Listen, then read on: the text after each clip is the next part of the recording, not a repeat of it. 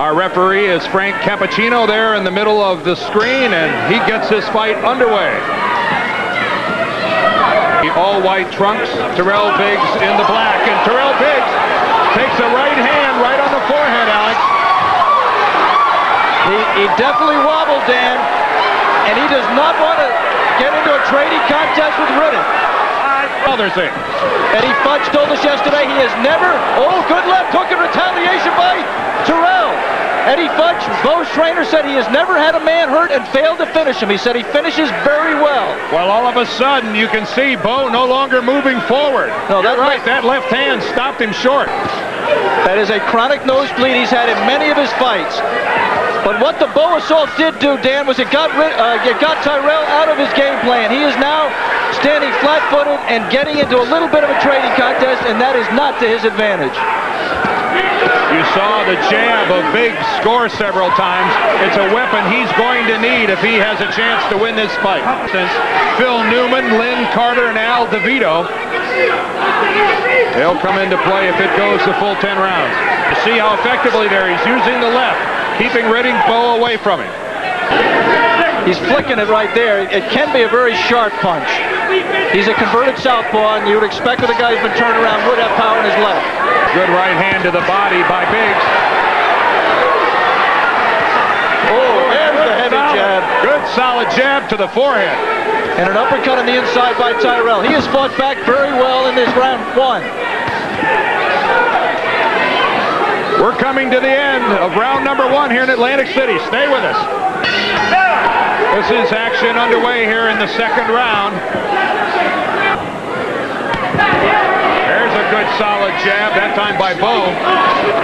As it is he brings it back so low after he uses it. And when you're in with a man who punches as well with the right as Riddick Bowe does, that could be a terrible, terrible flaw.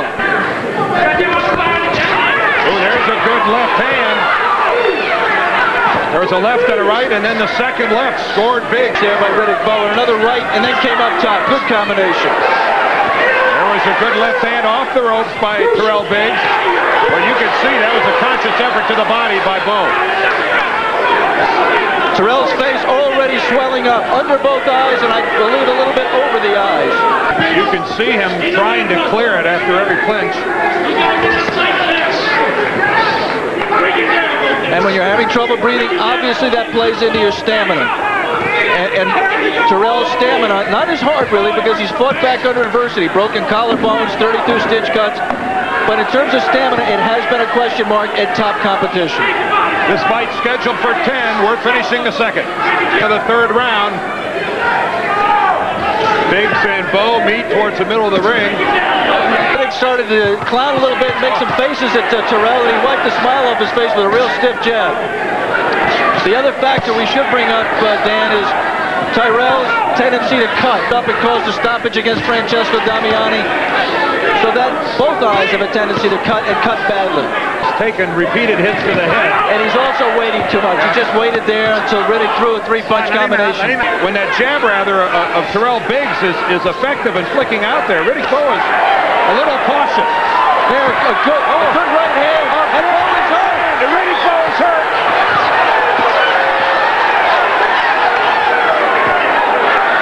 Riddick Bowe saying, come on in, but there was no doubt that he was hurt.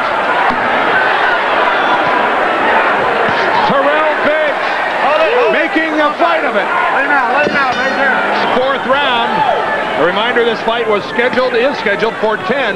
Off first, use your jab. Oh, good right hand that time by Bowe. A lot of movement being shown by Biggs, but it's been Riddick Bowe who's had the big punch of this round, that right hand. Yeah, this is ineffective movement by Tyrell. He's not landing anything. It's just Riddick just pushing him around the ring. Frank, I'm tired.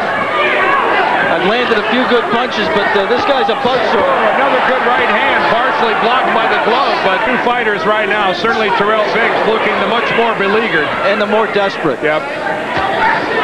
Tyrell Biggs really has been... That punch looked low. That left by Riddick Bowe appeared to hurt Biggs, and it was low, Alex. And we should point out that the book on Tyrell Biggs is that he is vulnerable to the body, going all the way back to his amateur fights with Teofilo Stevenson. And ABC's Wide World of Sports will return after this word from our ABC station.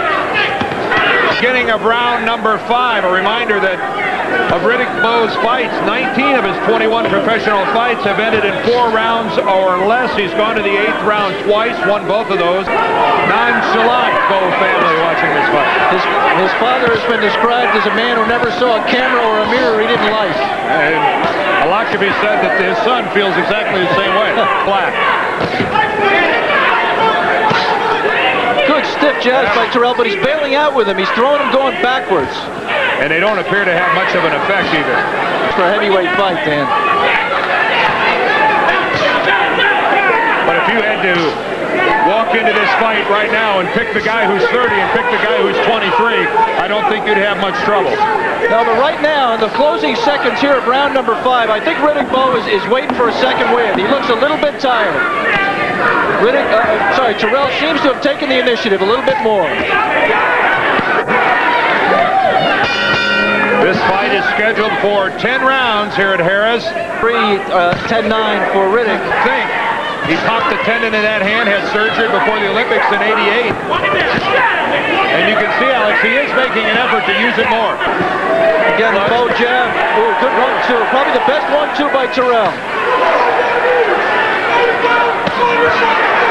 Again, Biggs going to the body, and Bowe is just taking it. And he didn't react well there, Dan. If you're looking for to answer questions about Riddick Bowe's chin, you have to say there that, I mean, he didn't look shaken or close to going down, but he didn't react well. Very, very smart boxing people. The Dumas, Lou and Dan, and Shelley Finkel realized that Tyrell was just never going to be competitive, and rather than take a chance on him not getting to the big payday, they pushed him into it after 15 pro fights. We're coming to the end of 6, and Biggs is proving that. Round, Nakra O'Hara, the trainer of Tyrell Biggs, working in his corner, trying to control that swelling around the left eye. It's beginning to swell close.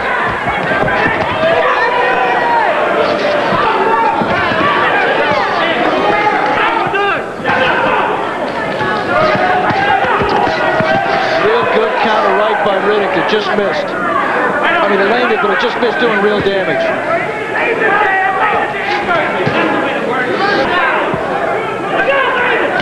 It's Riddick Bowe pushing Biggs up against the rope. Biggs trying to counterpunch. Not landing much. This is 8th round action from Harrah's Marina Hotel and Casino in Atlantic City. Oh, there's a good right hand by Riddick Bowe. But he says, hey, pal, I just tried to take the lead twice and I got drilled. About wanting to shoot the jab.